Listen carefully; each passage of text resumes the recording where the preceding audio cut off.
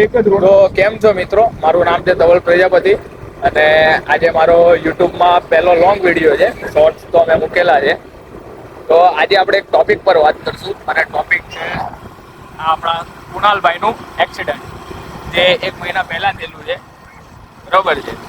તો એ ભાઈને એવું હતું કે અમે એક જ બિલ્ડિંગમાં રહીએ છીએ અને જ્યારે ઘરેથી નીકળો ત્યારે સમથિંગ અડધો કિલોમીટર પહેલા જ આ ભાઈનું એક્સિડન્ટ થયું હતું ફોર વ્હીલ વાળા સાથે. અને ફોર વ્હીલની નીચે હતો. મારી ઉપર ફોન આવ્યો, અમે બધા ગયા 6-7 જણા ફોર વ્હીલ ઉંચકી એને બહાર કાઢ્યો.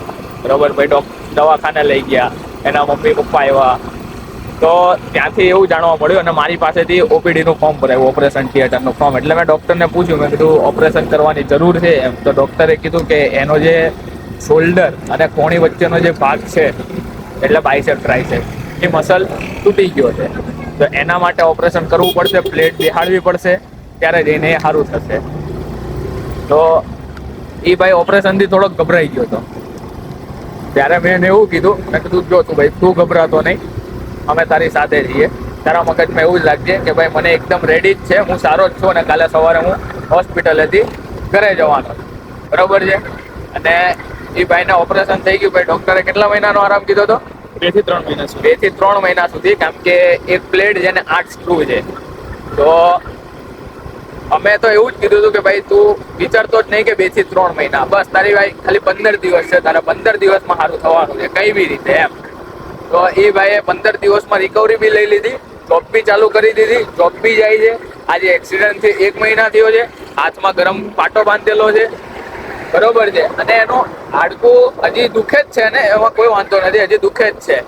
પણ આજે 1 મહિનો થયો, પણ એ ભાઈનું માઇન્ડસેટ એવું છે કે ભાઈ મારે ગાડી ચલાવવી છે. મેં ગાડી આપી દીધી, મેં કીધું ચલાવ ભાઈ. તો ભાઈ આ જ વસ્તુ છે કે જો ભાઈ કંઈક કરવું હશે ને તો ગમે ત્યાંથી થઈ જશે, પણ તમારું માઇન્ડસેટ હોવું જોઈએ. તો આ ભાઈનું માઇન્ડસેટ સ્ટ્રોંગ છે કે ભાઈ ડૉક્ટરે કીધું હતું 2 થી 3 મહિના આરામ કરવાનો, પણ ભાઈએ 15 દિવસમાં રિકવરી લઈને 15 દિવસમાં કામકાજ શરૂ કરી દીધું. અને આ 1 મહિનામાં તો ગાડી ચલાવતો થઈ ગયો છે. હજી ખબર નહીં, હજી બીજા 15 દિવસ થાય તો જીમ બી ચાલુ કરી નાખે અને સ્વિમિંગ બી ચાલુ કરી નાખે, કોઈ નક્કી નથી એમ. એ ભાઈના માઇન્ડમાં ઘણું બધું ચાલી રહ્યું છે. પણ એક વસ્તુ છે કે ભાઈએ રિકવરી બહુ જલ્દી લઈ લીધી, ડૉક્ટરે કીધું એના કરતાં બી જલ્દી લઈ લીધી.